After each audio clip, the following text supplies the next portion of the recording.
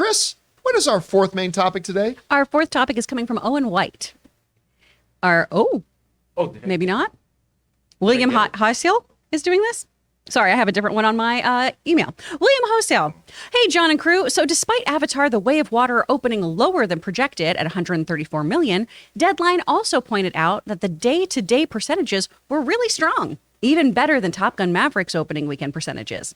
Combine that with great ticket sales past opening weekend and amazing audience reception, 94 Rotten Tomatoes audience score and an A on Cinema Score, could this potentially lead to good holiday legs for the Avatar sequel? I certainly hope so, as the film was an incredible big screen experience. Thanks. All right, William, thanks a lot for sending that in. And so the opening weekend numbers are in. Now, there are a lot of people who said I was crazy when I said I didn't think Avatar would hit 200 million. Now, I thought it would be higher than 134. I pegged in the 170 to 180 range, but I said it would not hit 200 million because, I mean, I wouldn't have been shocked if it did, but this is a well north of 3-hour-long movie. Yep. That is a sequel to a film that is about 10 years late, because the first one came out like 13 years ago. 2009. There was a lot working against it, right? And as we try to remind people all the time, the first Avatar, which is the biggest box office hit in history, but it only opened to 70-something million dollars. It did not have, that's a pretty big opening for a lot of movies, but in the grand scheme of things, $70 million is not huge. And that movie went on to be the biggest film of all time. So I have been very tempered in what my compared to other people. I've been tempered in what I thought this was going to do opening weekend. So how do you look at it? Do you look at the opening weekend numbers and say, whoa, 134. For a lot of movies, that's huge, but they were expecting like 180. Some people convinced it was going to be, I had a lot of people tell me, John, you're crazy if you don't think it's going to hit $250 million. There's a lot of people who felt that and think, well, it underperformed, did not live up to expectations. So how do we look at that? Or do you look at it the other way and say, well, oh my God, the first Avatar is the biggest hit of all time, and this one almost doubled what the first one did in its opening weekend. Oh my God. Do we go, oh my God, it almost doubled what the first one did? Or do we go, oh my God, it underperformed what a lot of people thought? Oh my God. You have to do the glasses off, though. My God. My God. Oh my God. Like this, which oh my God is it? Is oh my God, it doubled the first one almost? Or is it oh my God that it came in well under expectations? And expectations were high.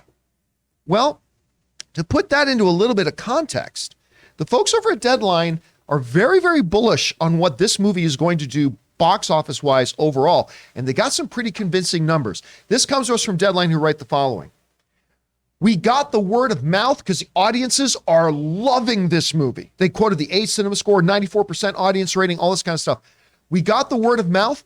We've got a great movie. We have the screens and a clear run ahead throughout the holidays because they got no major competition coming. Beamed Disney Executive Vice President of Theatrical Distribution, Tony Chambers.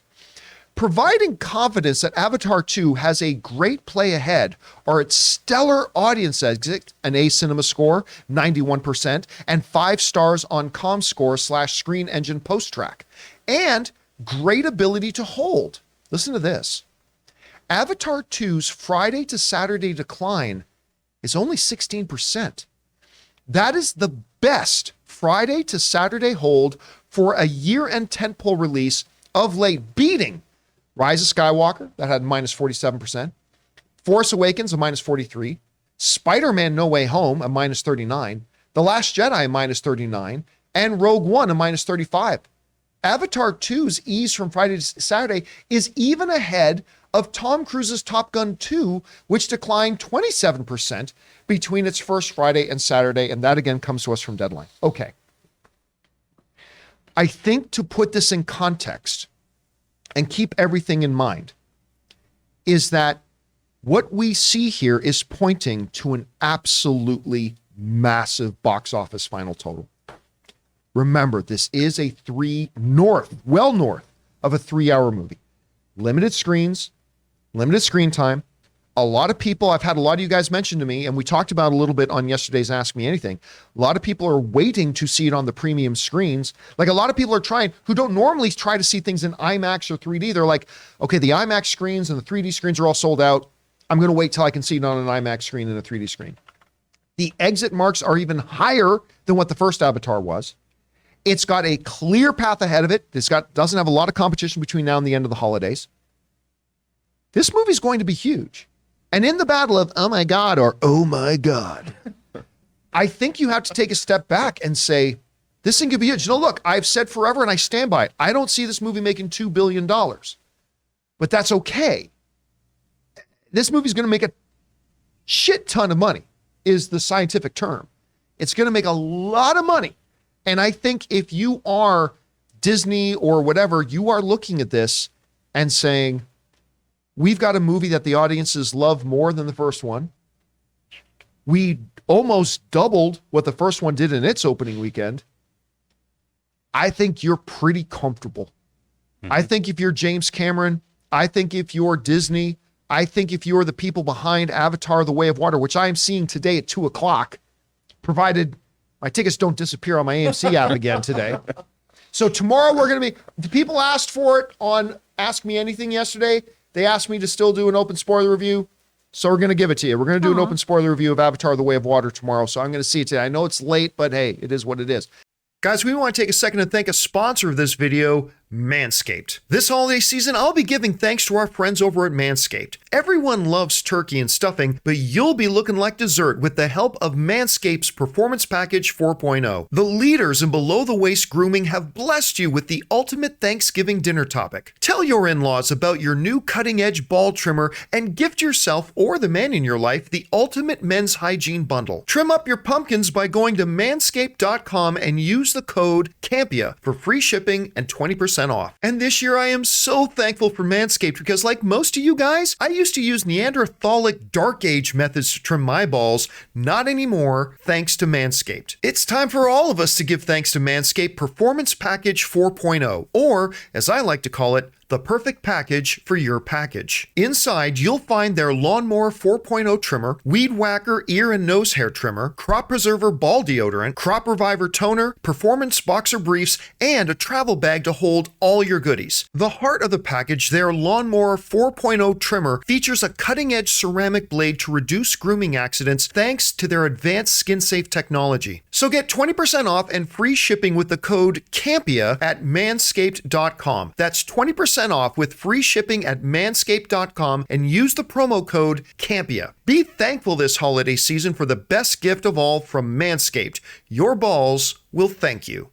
But I honestly think, guys, that if you are the people behind Avatar: The Way of Water, you are looking at this weekend numbers, and while they are under expectations, you have to be very comfortable. I mean, Very comfortable. just look at this. This is 2022.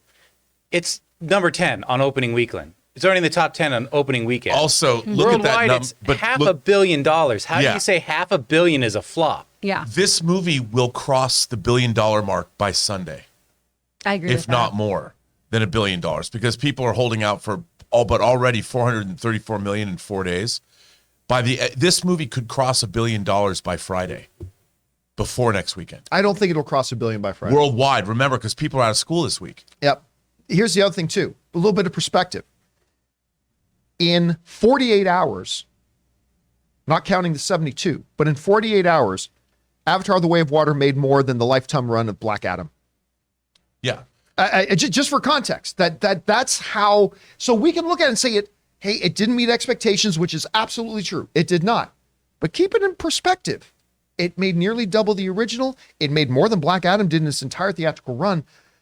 There's some very encouraging signs here. Well, and the hold number, what are we going to see today, tomorrow, for the rest of the week, during the week? This movie's going to be monstrously huge. People are off. They're home from school. They're going to see these premium showings. They're going to be sold out the entire time. I really wouldn't be surprised if this movie hits $1 billion by Friday, and certainly by the end of next weekend. That's enormous. And then you've still got the week between Christmas and New Year's. Yes, you do. And here's the thing. It made more than Black Adam in the first 48 hours. In 15 minutes, it made more than Morbius.